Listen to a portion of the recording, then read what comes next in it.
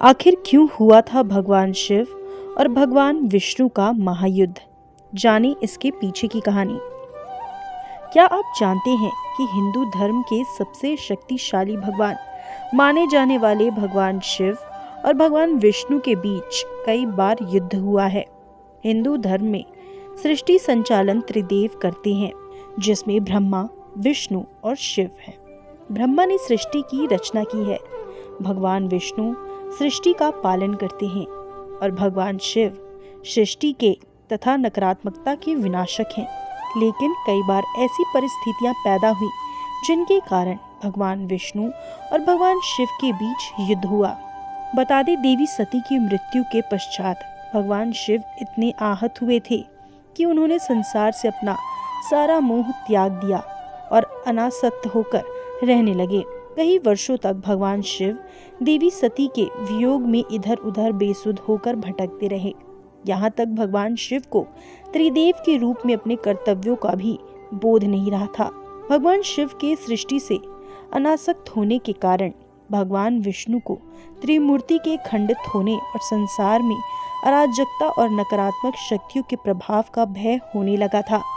उन्होंने कई बार शिव को संसार के प्रति अपने कर्म का एहसास दिलाया, लेकिन जब भी विष्णु भगवान शिव को संसार के प्रति जागृत करने तथा उनकी अनासक्ति को दूर करने का प्रयास करते, तो भगवान शिव क्रोधित होकर उन्हें वहां से चले जाने के लिए कहते और ये कहते थे कि सती की मृत्यु के लिए वो दोनों भी जिम्मेदार हैं।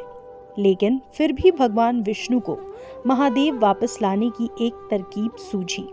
तब भगवान विष्णु ने अपने वाहन गरुड़ को आदेश दिया कि वो नागलोक में जाकर सभी नागों पर हमला करे, क्योंकि भगवान विष्णु जानते थे कि अनासक्ति में भी भगवान शिव अपने भक्तों और अपने शरणागत पर होने वाले अत्याचार को नहीं देख सकते।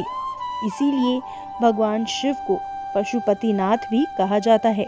जब गरुड़ ने नागलोक पर हमला किया तो सभी नाग महादेव से सहायता मांगने लगे और महादेव की शरण में आ गए। फिर जब गरुड़ नागों के मुखिया नाग वासुकी पर हमला करने के लिए आगे आया तो महादेव उन दोनों के बीच आ गए। भगवान शिव ने गरुड़ पर क्रोधित होते हुए चेतावनी दी कि वो जो भी कर रहा है वो अन्याय है। इस पर गरुड़ कहता है कि खुद भगवान विष्णु ने उन्हें नागों पर हमला करने का आदेश दिया है, तो वो भगवान विष्णु के आदेश का केवल पालन कर रहा है। गरुड़ की ये बात सुनकर भगवान शिव को अत्यंत क्रोध आ गया। जैसे ही शिव ने गरुड़ को दंड देना चाहा तो गरुड़ अपनी रक्षा के लिए भगवान विष्णु का आह्वान किया। गरुड़ की पुकार सुनकर विष्णु वहां पर आ गए।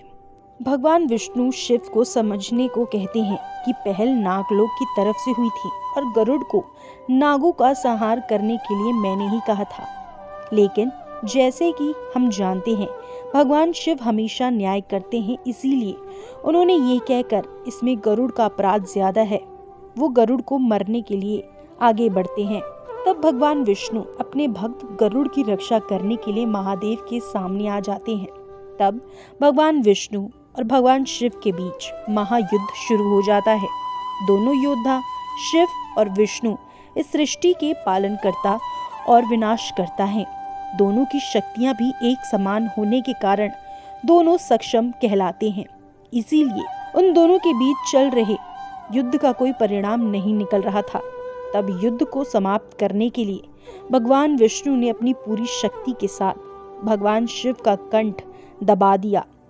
नारायण की इस हरकत से शिव अत्यधिक क्रोधित हो गए। उन्होंने विष्णु को पूरे जोर से धक्का मारा, जिससे विष्णु थोड़े पीछे सरक गए।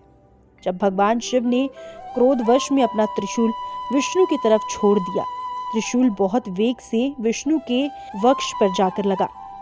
विष्णु के छाती पर त्रिशूल के वार से महादेव को अपने किए का आभास हुआ कि उन्होंने अपने भक्त और अपने आराध्य विष्णु पर ही त्रिशूल चला दिया। ये बोध होने पर महादेव की आंखों में आंसू आ जाते हैं और वो तुरंत ही नारायण को त्रिशूल से मुक्त करते हैं। इस तरह महादेव संसार के प्रति अपनी अनासक्ति को त्याग कर संसार और त्रिमूर्ति के कर्तव्यों के प्रति आसक्त बन जाते हैं। वहीं त्रिशूल के वार से विष्णु के वक्ष पर 3 घाव बन जाते हैं और विष्णु द्वारा शिव का कंठ दबाने से शिव जी के कंठ पर उंगलियों के निशान पड़ जाते हैं, जिसके कारण भगवान शिव को क्षिति महादेव के नाम से भी जाना जाने लगा। वहीं नारायण ये जानते थे कि शिव को त्रिमूर्ति के कर्तव्यों के प्रति आसक्त करने का यही एक उपाय था।